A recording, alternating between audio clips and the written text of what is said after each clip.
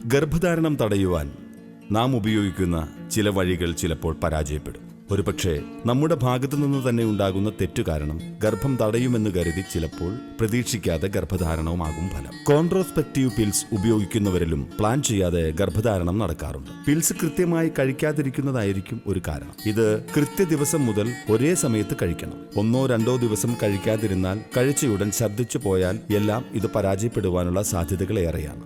Emergency pills ഉപയോഗിക്കുമ്പോഴും ശ്രദ്ധ വേണം. സ്ഖലനത്തിന് മുമ്പുള്ള വിഡ്രോവൽ മെത്തേഡ് 30-40% പ്രതീക്ഷിക്കാതെ ഗർഭധാരണത്തിന് വഴിയൊരുക്കുന്നുണ്ട്. വിചാരിക്കാത്ത സമയത്ത് ഈ മാർഗം ഫലിക്കണമെന്നില്ല.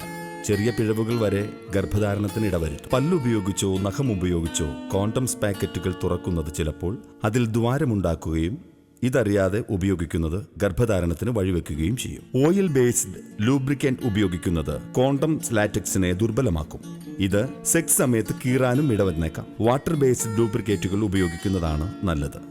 ശരിയായ രീതിയിൽ കോണ്ടംസ് ധരിക്കാത്തത് കാരണവും ഇതിന്റെ പ്രയോജനം നഷ്ടപ്പെടാം.